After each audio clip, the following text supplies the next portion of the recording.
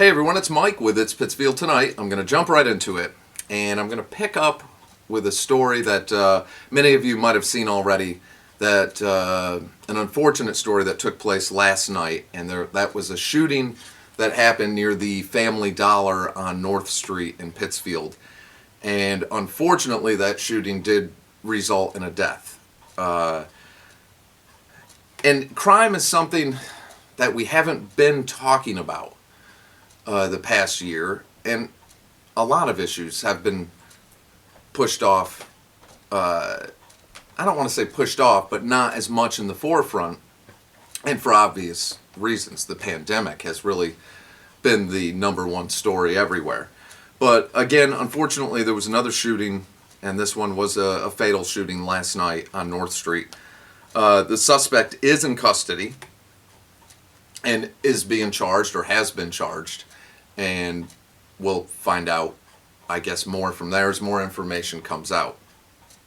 But crime is something, this being an election year, that we really do need to discuss, because it's not something that's went away. We just haven't talked about it that much. The coronavirus has been the number one discussion, but a lot of crimes like domestic violence, things like that, are up considerably due to this pandemic. And other crimes that we've seen in Pittsfield, shootings, stabbings, robberies, things that have not went away or slowed down. They just have slowed down in the media. And it is crucial to talk about these things during an election year. So that's something we're going to be covering more. I think it needs to be talked about more. I still get a lot of messages from people in certain neighborhoods asking for help. Hopefully some of the additional, I guess, now that we have our own special grant writer for Pittsfield, which, good Lord, I don't even want to get into that conversation, but we have our own grant writer, I guess. So, I don't know, maybe we'll get more high crime grants and call that a good thing. I don't know. So, again, unfortunately, that last shooting did result in a death. So, sincere prayers, condolences to the family, and hopefully, as a community, we can get a hold of this. It's time for change, and everybody knows it. You can feel it in the country. There's time for change. We run Pittsfield here. It's the same way like it's been. Nobody likes to talk about it, but it's like 1950s style politics. And we're told we're progressives and we're liberal and we're this, but come on. It's 1950s gang mentality style government here. So that's why we really do have to make sure that everyone is focused on this year's council elections. Council elections are so important. We can't have another, like 2017, another 20% voter turnout. That's ridiculous. Have a say. I mean, what happens in local government has the more of a direct effect on your life than national. People have to get involved. You have to get involved. It's so frustrating when people won't vote. But this year, pay attention. And crime, again, unfortunately, is going to be something we're going to have to talk about. So there's another big story I want to talk about, and I was aware of this last week when it happened. I received a message with some photos and a couple videos. And this is something we've been talking about for quite some time. And it's Councilor Yuki Cohen, one of our at-large city councilors, Councilor Yuki Cohen, who is also the owner of Methuselah Bar and Restaurant on North Street. And Councilor Cohen has been in the headlines the past few months, mainly due to violations that she was hit with at Methuselah Restaurant as the owner, and she fought some of those violations. Even though the last time they did, I believe they did a suspension of her license and a $1,000 fine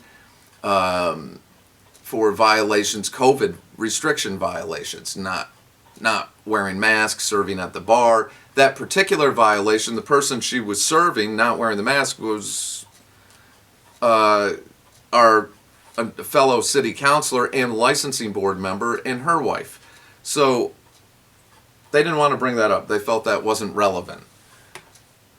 That's like, you're up in front of a judge, I guess, for a DUI maybe, say, and then the lawyer asks, the prosecutor asking you, when you were pulled over, who were you with? And you say, well, the judge. You think that's going to be a fair trial? I mean, and I'm not saying anything other than that should have been discussed, that it was a licensing board member in that particular violation. So that was a big deal. It made headlines. Councilor Cohen said that she was being targeted. That was at a time when restaurants were shut down, if you remember, and some of our politicians, including our state rep, Tricia Farley-Bouvier, came out saying that the deaths in the nursing home was basically the fault of the restaurants. I mean, Tricia Farley-Bouvier was brutal on the restaurants. She even deleted a portion of one of her posts. I screenshotted it, not to pick on Tricia, but just because I always do, and it was shocking when I first read it. I mean, it went right after all the restaurant owners, is how it read. And so it instigated and got everyone really riled up. And then, of course, Councilor Cohen goes in front of the licensing board. She gets suspended for like a couple days or something like that, her license, and gets hit with a $1,000 fine.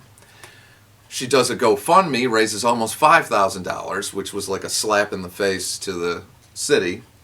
And so she came out on top. And as a city councilor, she didn't... This is where the other restaurant owners were mad.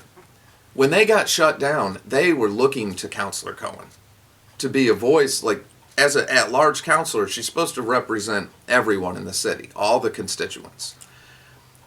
And they believed, as a restaurant owner, she knew firsthand what they were going through, being shut down, trying to get reopened, all their employees out of work, all these difficulties, and many of them wondering if they were going to survive. And she didn't fight for them, and that irritated a lot of them. They didn't understand that. They thought, if anybody, she should be the one speaking up. She knows what we're going through. She could speak on this firsthand, and she didn't. And she said she was attacked because she was, it was political, and she was a single mom and an immigrant. And I didn't really understand that. For one, someone told, is she a single mom? I'm confused on what single mom means. I thought a single mother or single father, single parent, was a parent that raised children on their own. They didn't have another parent to help them with. And I've had friends where they had a parent that died and their mom raised them alone, or they didn't have a father or mother there, kind of situation. If you're divorced and you have joint custody, and that's not being a single mom or a single dad. That's just means you're happen to be a mom or dad who is single. It's a completely different scenario. But anyway, she said she was picked on for those reasons, and that's that. It did irritate a lot of the restaurant owners.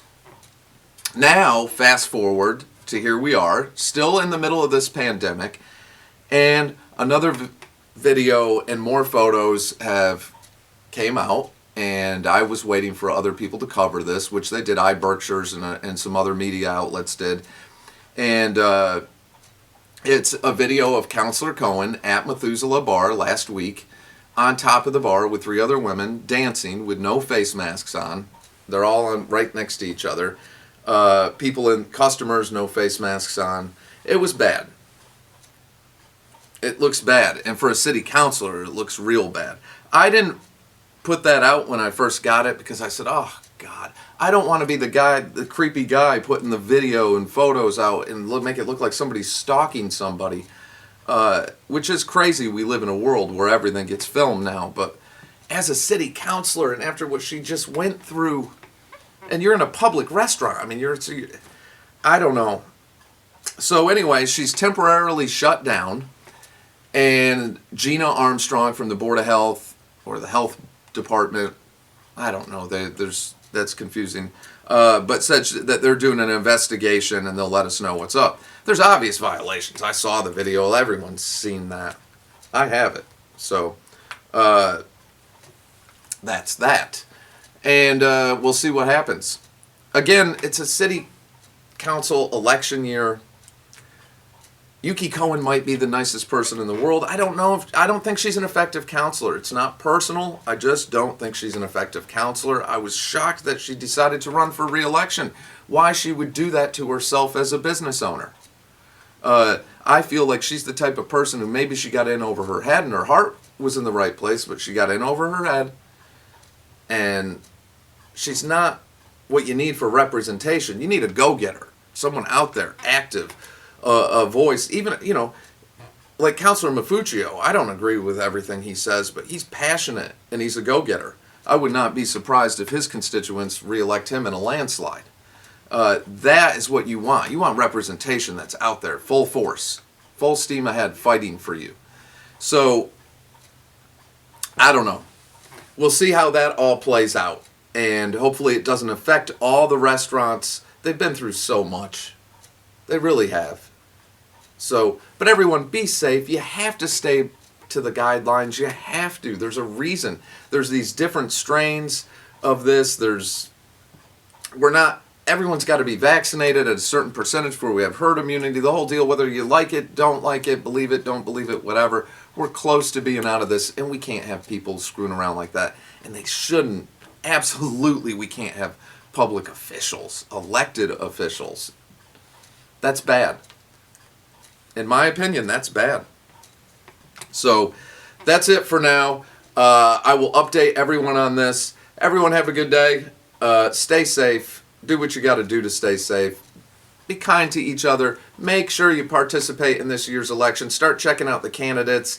I'm working on interviews and all that with Karen, Brandon, Craig. There's quite a few of them.